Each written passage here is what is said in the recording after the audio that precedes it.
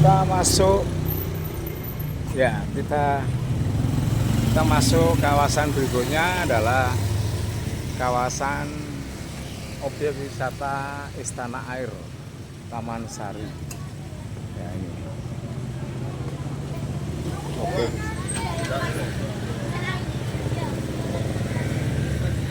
Mas, saya paling belakang sama Pak Anam.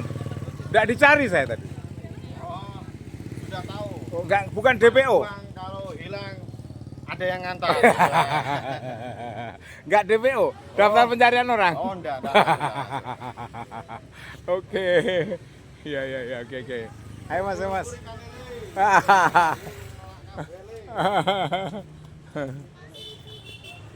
Rest area, ini rest area.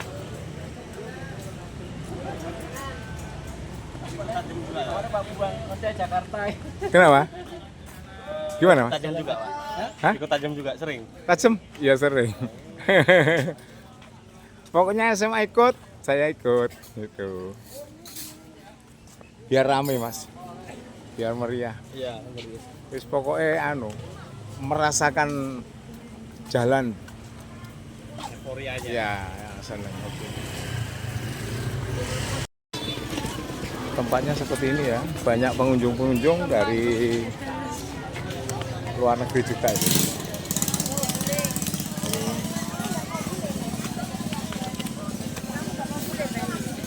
Stasiunnya seperti ini. Nah ini pengunjung. Pak dari mana Pak? Dari mana? Hah?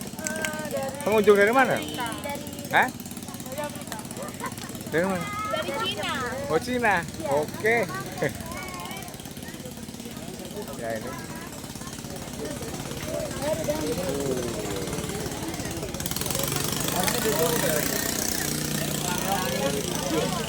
Ada pengunjung.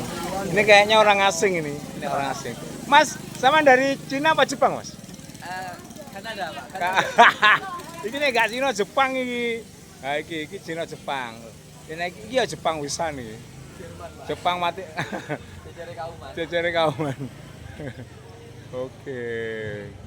Ayo Mas, sana Mas, dekat sana Mas. Biar tahu dekat sana.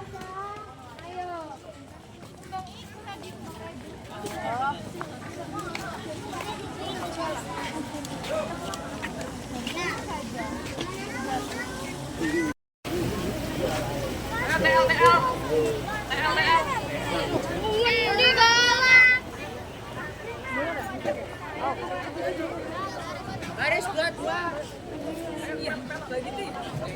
Kancamu iki Rahel dhewe ya? Oh iki lho Mbak Rahel. Dua katanya. Oke, betul.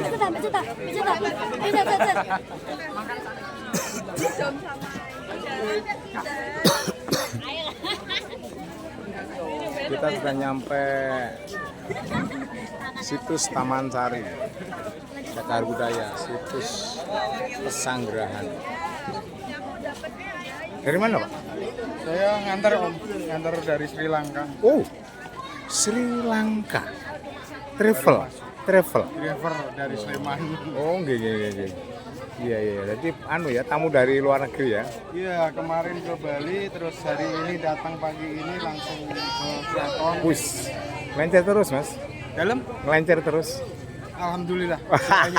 Melencer disangoni. Oke. Iya, oke. Iya. Oke. Mbak dari mana, Pak? Anaknya siapa? Dari mana? Dari mana? Enggak tahu. Hah? Enggak tahu lah. Nggak tahu tuh. Anaknya anak mana? Kamu anak mana, Dok? Anak Kayak anak anu ini. ayahnya siapa namanya? Ini kayaknya anak apa itu namanya? Anak paskib kayaknya ini. Kelihatan nih anak paskib ini. Iya.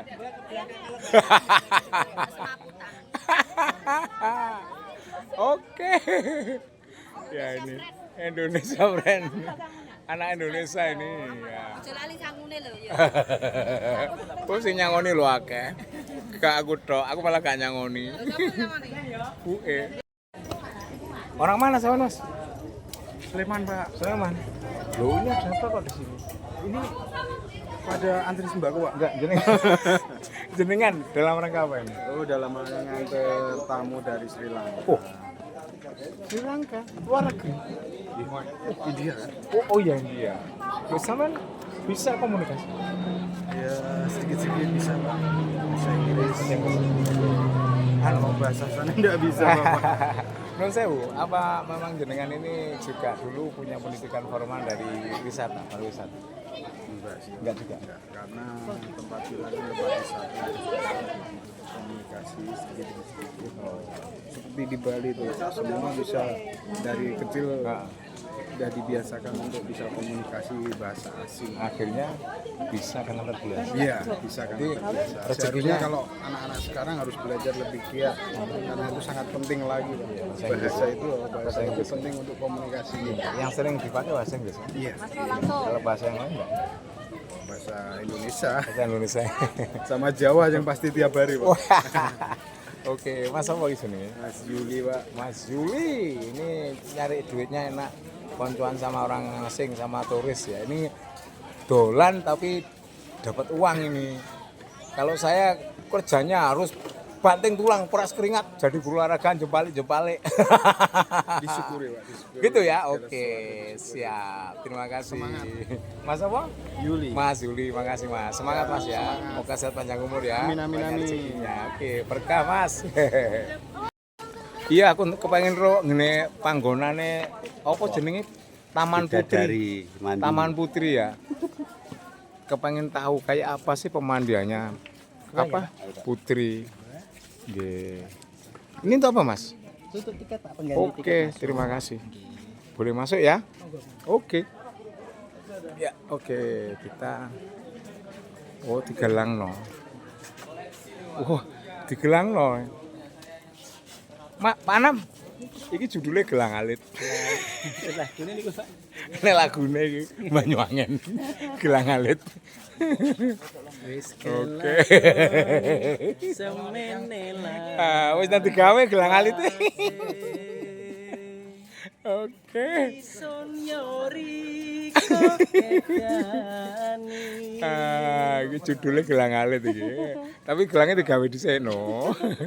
Oke. Tak tolong Mas. Terima kasih Mas. Oke. Ya oke. Kita mau masuk ke Taman Sari. Oh ini putrinya. Ya mari Pak. Ini putranya. Nun sewu. Iya. Tempat-tempat yang sakral. Mancing ana ing sak. Wih. Dalam? Nggih. Gurunya anak-anak. Ya, ini Taman Sari. Taman Sari. Hah? Oh ini ada guide-nya, ada guide-nya.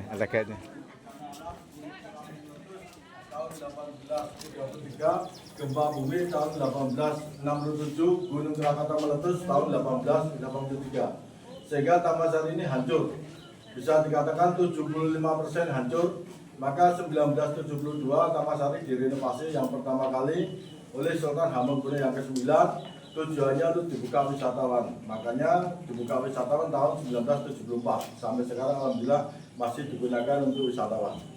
Nah karena dulu Sultan sudah beragama Islam, maka beliau bergelarnya juga Islam, menurut lebih panjang.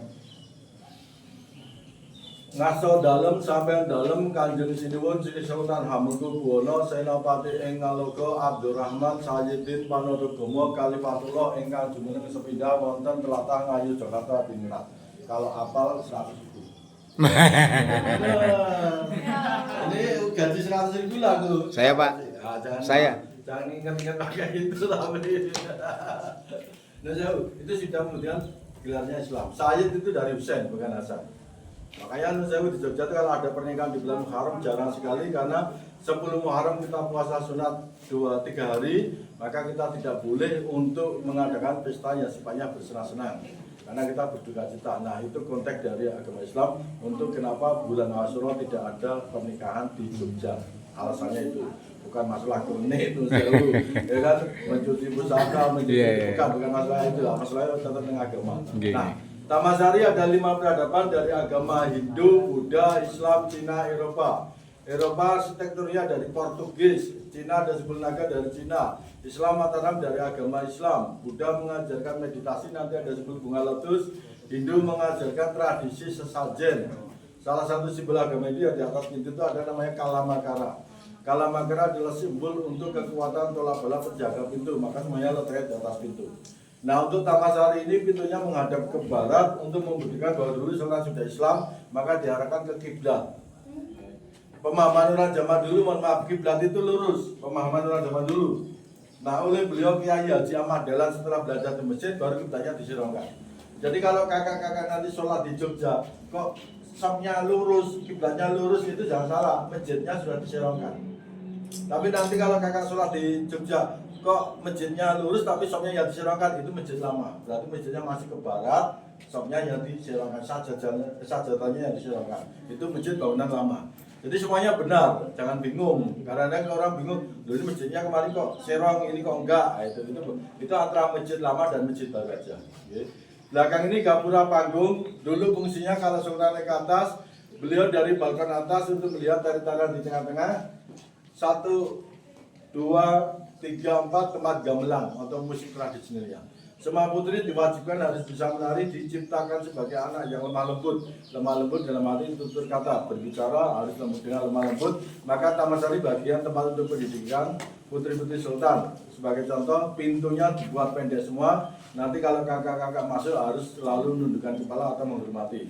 1, belajar hidup yang sangat rendah hati. 2, belajar menghormati sama orang yang lebih tua, terutama kepada kedua orang tua. Ada yang mau ditanyakan? Kalau kayak Cukup jelas, Pak. cukup? Nggak mau yang nebak hadiah tadi? Enggak, 1812 terakhir. Sultan II, era Sultan III, 1833 Gunung Merapi meletus. Ya. Maka Jogja itu rawan gempa. 1, aktifnya Gunung Merapi, gunung teraktif sedunia, lempengan benua Asia dan Australia yang selatan. Makanya 1833 Gunung Merapi meletus, 1867 gempa bumi. Yang kemarin dibalik, 2004 tsunami di Aceh, 2006 selatan gempa bumi, 2010 Merapi meletus. Kalau dulu enggak, Merapi dulu 1833, 1867 baru Krakatau 1883. Nah, makanya Jogja ini rawan gempa. Kalau banjir enggak, kalau gempa iya. Ada yang mau ditanyakan? Enggak, kita jalan nih, karena itu nanti bisa bergabung, karena nanti finishnya ini ke Pasar Ngasem itu. Bukan ke sini lagi, tapi ke Pasar Ngasem. Siap. Oke, ya kita jalan. Oke, makasih. Oke.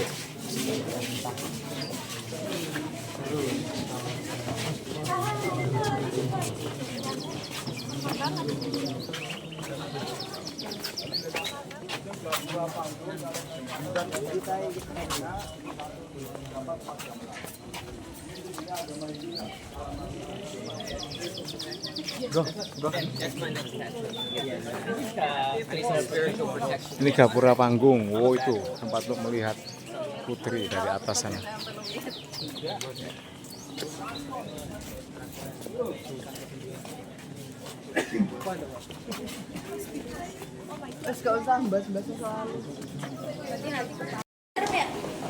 Ini tempat pemandian putri.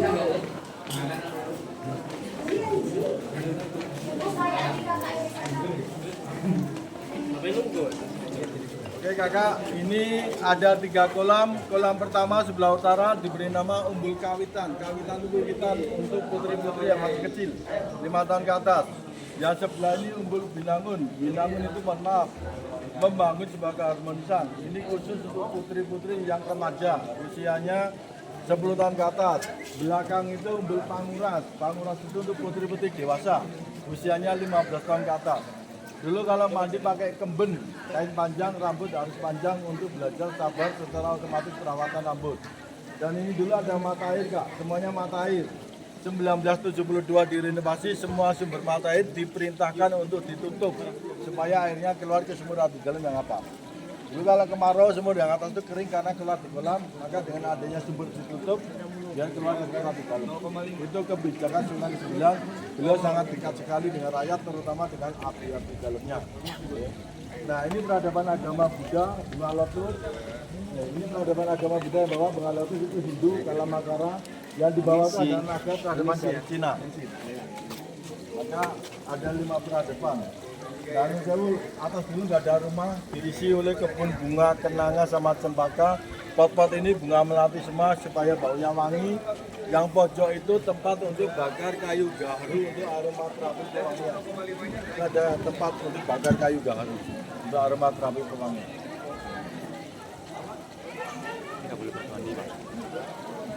Iya, enggak boleh. Nggak boleh Pak. Enggak boleh. Nggak mau mandi, Kita boleh mandi kotor. selatan Kak. Oh, ini mau pindah lagi. Jelasan yang taman untuk putri. Ya, ini taman yang dijelaskan tadi ya. Jalannya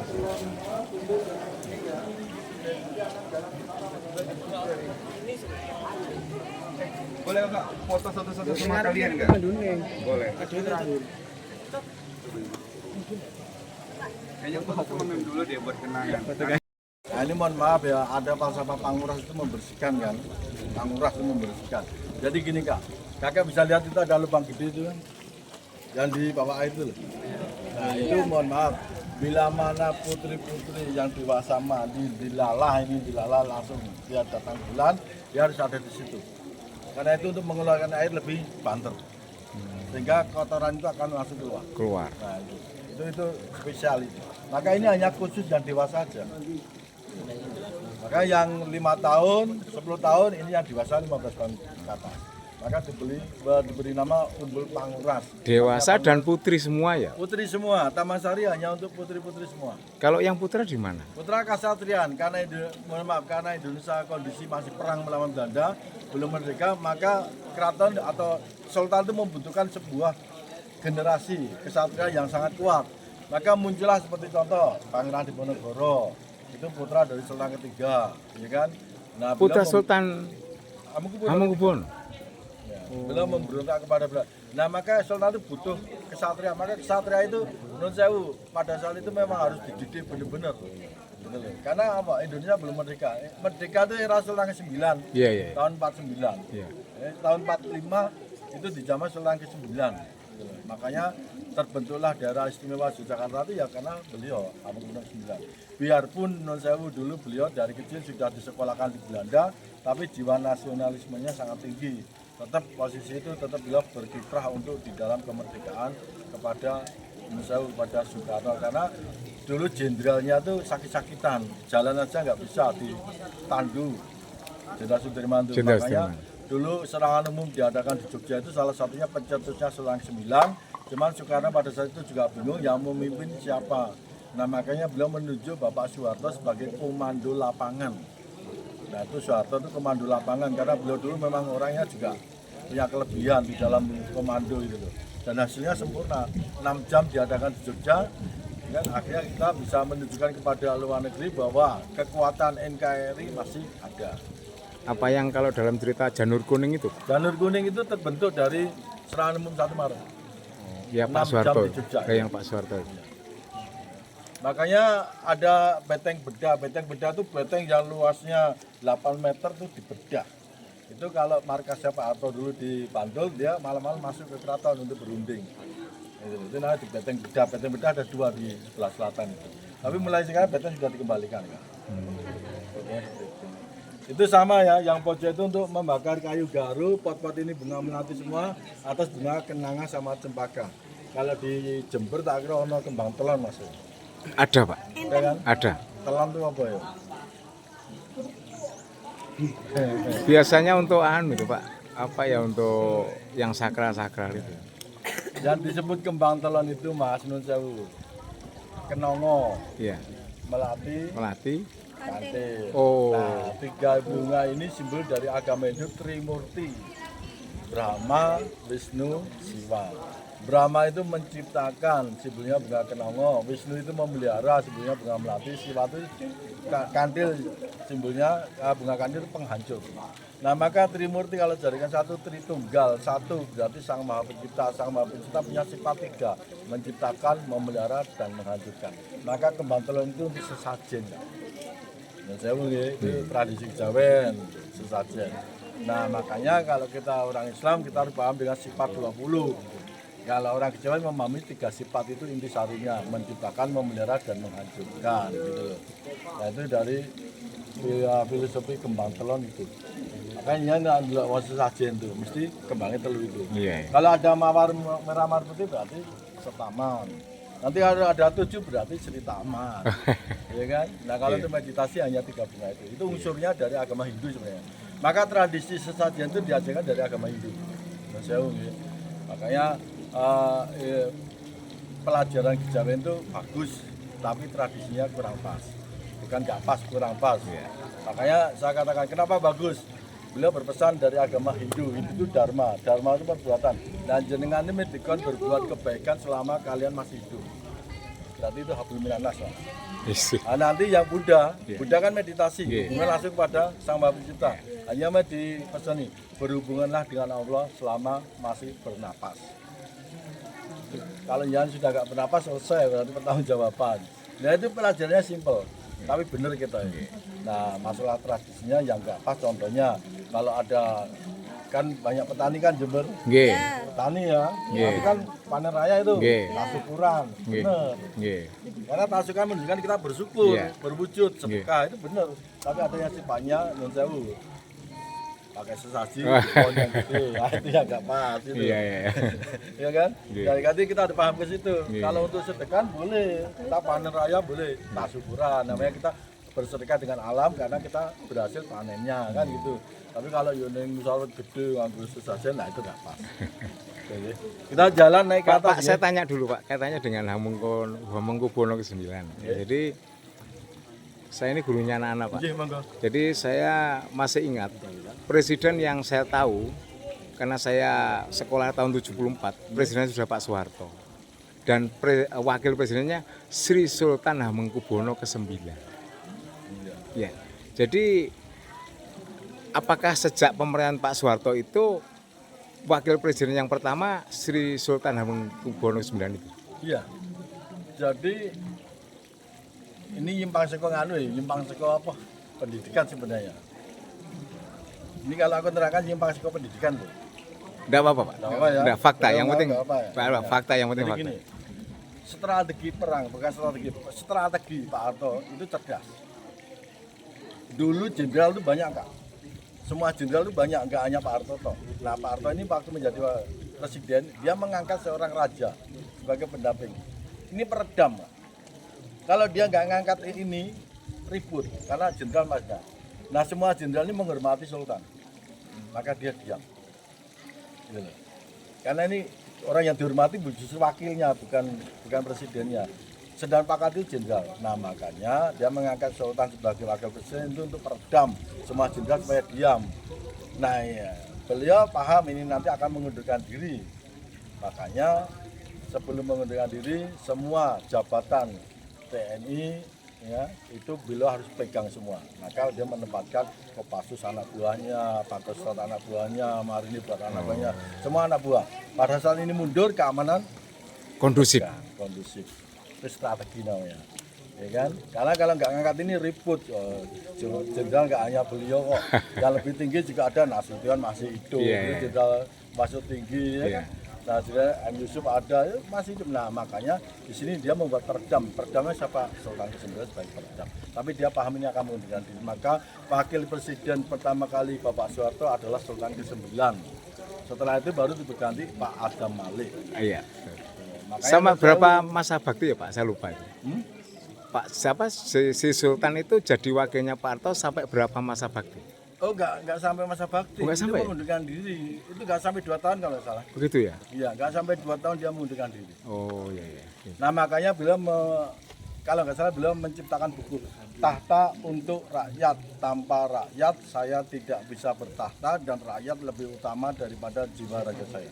Itu sama sebenarnya. Tahta untuk rakyat, presiden untuk rakyat. Tanpa rakyat saya tidak bisa bertahta, tanpa rakyat saya tidak bisa menjadi presiden, sama aja itu. Terima kasih Pak. Maka kita naik ke atas. Pak ini mau kemana Pak? Kita naik ke atas ke Gapura Agung. Oh Gapura Agung. Oke. Nun sewu Bu. Nggih. Ya ini ke Gapura Agung. Semua kumpul di sini dulu Kak. Ya, kita mau mendengar penjelasan. Ya, ini ada Gapura Agung. Kita kumpul dulu. Ya, nanti kita ke Plaza. Kakak semua kumpul di sini dulu. Soal 10 bener. Saya mau kasih soal 11, saya takut mesti bener. Jadi yang 10 terucap bener, yang 11 nggak terucap. Karena saya mengatakan pasti bener. Maka tak kasih soal 10 bener, yang 11 mana? Nggak akan aku ucapkan karena kamu pasti benar. Itu falsafah kuno juga. Jadi ilmu-ilmu Jawa kuno dulu seperti itu sebenarnya. Nah, mohon maaf ini Gapura Agung. Gapura Agung ini pintu gerbang utama Tamasari. Ini yang menghadap ke kiblat. Dulu kalau Sultan datang beliau naik kereta kuda turun di Gapura Agung. Jalan kaki masuk ke gedung Lopa-Lopa. Nah, Lopa-Lopa ini dulu tempat untuk Sultan menikmati daun sirih. Setelah itu baru masuk ke kolam. Nah, ini ditutup karena di belakang sudah banyak rumah-rumah abdi dalam yang dulunya mereka bekerja di istana sebagai abdi dalam. Ini ada Lopa-Lopa ini kalau di Cina Pakwa, Pagoda, Songgobuwono Solo, segi 8. Tempat untuk menikmati daun sirih. Oke ya, kita jalan. Semuanya kita jalan.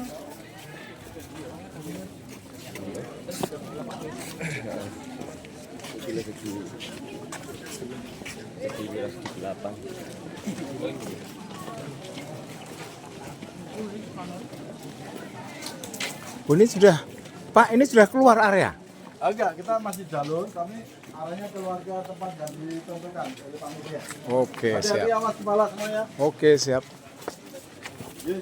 Wah, ini sudah masuk wilayah perkampungan. Rumah-rumah abdi dalam, Oh. karena mereka dulu bekerja di sana sebagai pengabdian, Nggih. maka diberi izin tinggal dengan batas waktu yang tidak ditentukan. Iya, iya, iya. Berarti ini keluarga abdi dalam, Pak. Keluarga abdi dalam Turun-temurun, ya. turun-temurun ya. Tanahnya masih tanah kerajaan, hanya hak pakai, bukan hak milik. Siap. Suatu saat dibutuhkan oleh kerajaan, siap untuk dialokasikan dalam keadaan apapun. Siap. Menurut saya, kalau dengan peraturan keraton atau sultan kita hanya bisa sedikit dahulu. Sedikit jauh. Nggak bisa demo ya, Pak? Nggak kayak di Jember ya, Pak? Karena bisa dikatakan Mataram ini milik, dan insya Allah tidak akan terjadi. Karena di sini ada pemimpin yang sangat kuat, yaitu Sri Sultan Sri Hamengkubuwono. Sultan. Sekarang Sultan yang keberapa, Pak? 10. Oh, 10 ya. Beliau sebagai gubernur. Maka mohon maaf, di Jogja itu tidak ada pilihan gubernur ya Kak. Karena daerah istimewa Yogyakarta ini dulu didapat oleh Sultan Hamengkubuwono ke-9, itu piagam dari Bapak Presiden. Itu keistimewaan. Maka nun sewu, nomor induk pegawai negeri 01 adalah Hamengkubuwono yang ke-9. Padahal itu era di zaman Soekarno. Iya. Ya, 01. 01. Oke. Ini sudah anu, Pak ya. Ini apa sekarang situasinya sudah seperti masyarakat umum ya. Iya, Bukan seperti Karena- keraton. tidak diharuskan mengabdi, tapi tetap boleh tinggal di sini. Iya. Tapi ada yang tetap masih menjadi abdi dalam. Masih tetap Tapi ada. tidak semuanya. Tidak semuanya, karena Sultan ke-9 itu mengatakan saya tidak menginginkan anak-anak kalian mengabdi di istana, sekolahkan yang setinggi-tingginya, jadikan orang yang lebih daripada kalian. Maka Sultan ke-9 itu terkenal pendidikan. Oh iya. Salah satunya UGM. Oh iya. UGM itu dulu tanah kerajaan yang dihibahkan ke Yayasan UGM. Jangan salah, UGM itu nggak kecil Kak. Iya betul. Lebar pol itu. Iya, kita sudah dari UGM, Pak. Hah? Kita sudah studi kampus ya. Nah, bisa nggak lihat UGM itu gedenya Iya, seperti apa? gede, Nah, gede, itu dulu gede. tanah kerajaan yang sudah dihibahkan ke Yayasan UGM. Maka Sultan ke-9 terkenal pendidikan. Oh iya. Dari kecil beliau disekolahkan di Belanda usia 4 tahun. Oh karena itu ya. Maka ada pepatah Bapak Pandu Bapak Pandu. Oh iya. yang muncul Hamengkubuwono Bapak Iya. Asduk. Iya betul Nah, itu membuktikan bahwa beliau adalah Bapak Guru Oke, Pramuka. betul. Iya. Iya, betul Pak. Betul Pak. Ada di gambar itu saya pernah tahu. Itu munculnya aja di Google saja kelihatan. Iya, betul. Toilet memang luar. Tourism Information Center. Nah, ini teman-teman yang bagian utara. Yang dari? Yang masuk dari utara. Oh, yang ini. pintu gerbang sini. Iya, nanti Pak kekuasaannya Pak Sabar ini. Iya, orangnya paling sabar, Oh, tapi gitu ya? menguasai. Oh gitu ya. Menakutkan masalahnya. Oh kok gitu Pak? Ya mau sabar itu. Wah. Ini kita sudah di luar ya? Di amplas ini. Loh, ini kok masih ada taman lagi, Pak? Ini dulu pasarnya Sem. Pasar? Iya. Oh. Ini dari sini mau kemana? Nggak tahu nih, Pak, ini leadernya, Pak. Ini Pak, semua keluar Pak. Ya keluarnya kemana? Tadi kita tuan pesennya sampai sini Pak loh. Tapi kalau teman-teman ngalornya kemana? Ya keluar ini Pak. Nah, itu mau kemana itu? Oh, Dia sudah. mau Ke bis lagi? Saat ini yang laki-laki mau Jumat. datang. Cuma di masjid gede. Ya, Oh, masjid gede, benar lurus. Iya, iya. Lurus simpang 4 kanan. kanan. Nanti sebelum alun-alun Ya. ada gang kecil masuk. Oke. Oke ya Kak, kita selesai. Saya ucapkan selamat jalan. Mudah-mudahan sukses selalu, sehat selalu. Amin, amin, Ya, amin. makanya Nun Sewu, tak kasih ilmu aja, ilmu. Iya, Pak. Ilmu ini ya. Terima kasih ya. Sewu. Siap, monggo. Kalau kalian ingin hidup sukses, ini hidup sukses, mau dilakukan enggak? Monggo. Kalau kalian ingin hidup sukses, kuncinya cuma 5. 1. Berdoa. 2. Berbakti kepada kedua orang tua. 3. Bersilaturahmi. 4. Bersedekah. 5. Bersyukur. Saya jabarkan dengan singkat. Berdoa hubungan kakak langsung sama Allah. Tanpa berdoa kakak orang sombong. Tanpa usaha kakak orang takabur. Ya. Berbakti kepada kedua orang tua, kakak harus berbakti kepada kedua orang tua, maka kakak akan dapat dari doa seorang ibu. Doa ibu itu doa paling mujarab. Jangan salah Kak, kakak sama Pak Kiai cium tangan sama ibu enggak, jungkir balik itu namanya. Sama Ustadz cium tangan sama ibu enggak, itu jungkir balik. Ya, maka tetap doa yang paling sempurna itu adalah doa seorang ibu. Kalau ajaran kami, jangan sekali meneteskan air mata seorang ibu, hukumnya haram. Dalam dalil nggak ada, fikih nggak ada, hadis nggak ada, kitab nggak ada. Tapi di keluargaku kenceng. Karena yang kita takuti kalau kakak nanti meneteskan air mata seorang ibu itu nanti ngucap murka akan terjadi.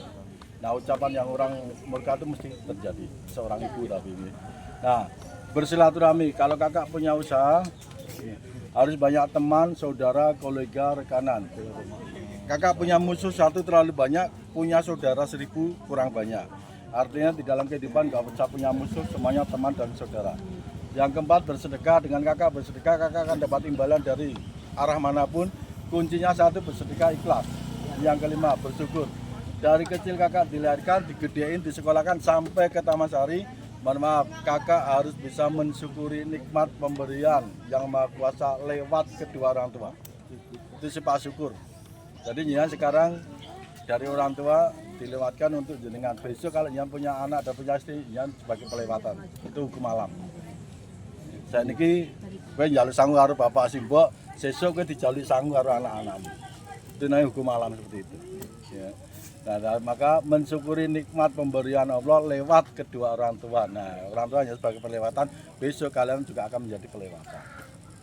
Dan cukup itu, saya ucapkan selamat jalan, sukses selalu. Itu jalannya ke utara, simpang 4 nanti ke kanan, sebelum alun-alun belok kiri itu Masjid Gede.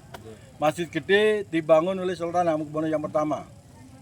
Ya, itu untuk syiar agama maka diadakan sekaten itu di situ. Bahasa dari Sahadatain. Sahadatain. Oke, selamat jalan, sukses selalu, sehat selalu. Terima kasih Pak Yuni atas penjelasannya. Amin. Semoga bermanfaat untuk semuanya. Oke, monggo, monggo.